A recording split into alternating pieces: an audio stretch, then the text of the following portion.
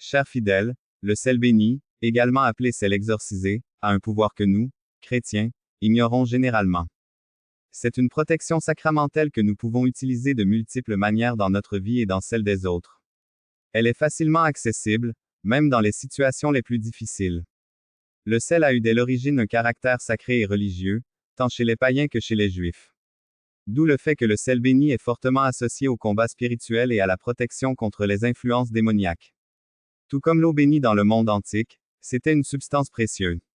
Les soldats romains étaient souvent payés avec du sel, d'où vient le mot salaire.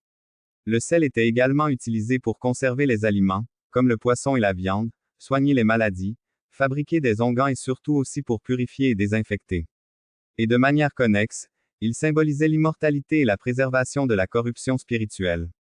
Il est intéressant de constater que le sel en lui-même ne sert à rien, ses bienfaits s'améliorent lorsqu'il entre en contact avec autre chose. Par exemple, nous ne consommons pas de sel seul, nous l'utilisons pour aromatiser ou empêcher les substances et les aliments de se décomposer. Et c'est une métaphore de notre vie spirituelle, qui n'a de sens que dans la mesure où nous vivons pour les autres, pour notre prochain et pour Dieu. De la même manière que le sel trouve sa valeur en conservant, en aromatisant ou en purifiant.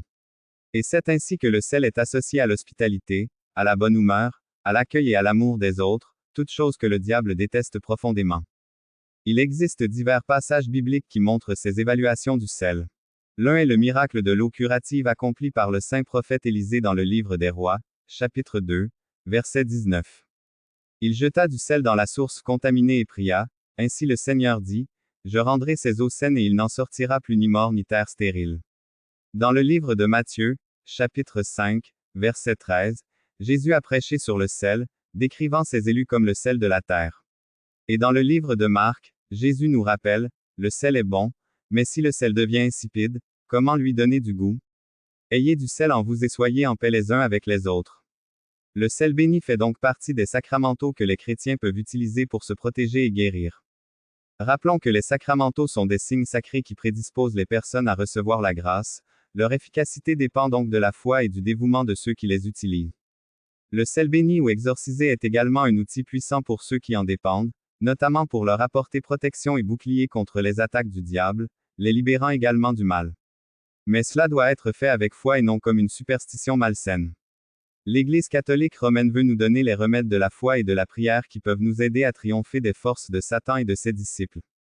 Le sel béni, qui, comme on le voit, trouve ses racines dans la Bible, est donc devenu une tradition de l'Église catholique, considérée comme un symbole de pureté, de foi et d'amitié.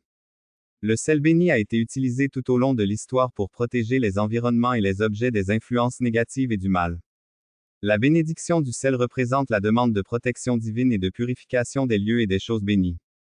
Pour ces raisons, aujourd'hui, le sel béni est encore utilisé à de nombreuses occasions, comme lors de la bénédiction de maisons ou d'édifices, lors de rituels de purification et de guérison, ou encore lors de funérailles.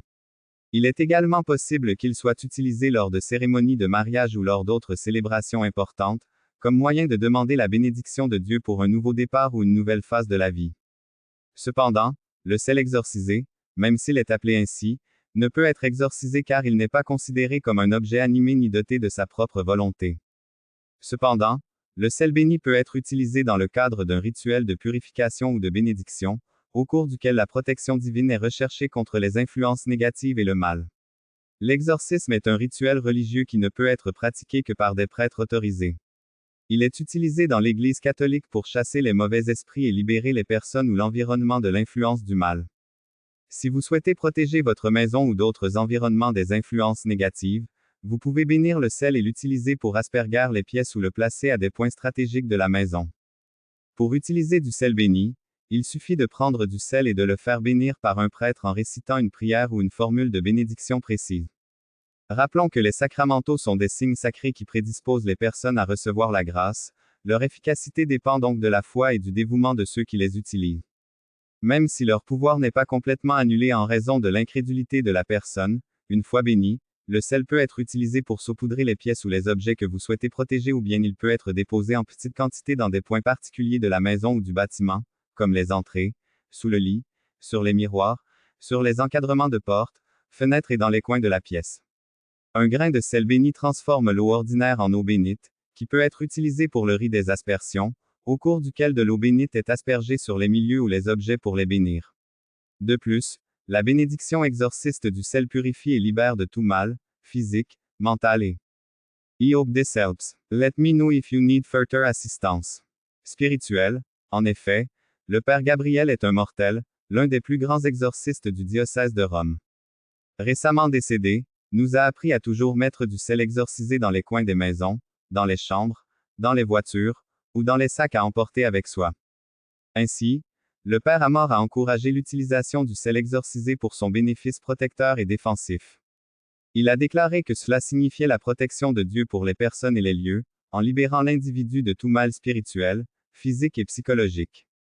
Il proposait également que cuisiner avec du sel exorcisé, voire le manger en grains, serait bénéfique en cas de maléfice, en éliminant les éventuelles impuretés restant dans le corps d'une personne touchée par des afflictions diaboliques. Chers amis, si vous avez apprécié la vidéo, nous vous invitons à liker, à vous abonner à la chaîne, et à partager cette connaissance importante avec vos proches. Merci beaucoup pour votre soutien et que Dieu vous bénisse en vous accompagnant toujours dans votre cheminement spirituel. Musique, Amen.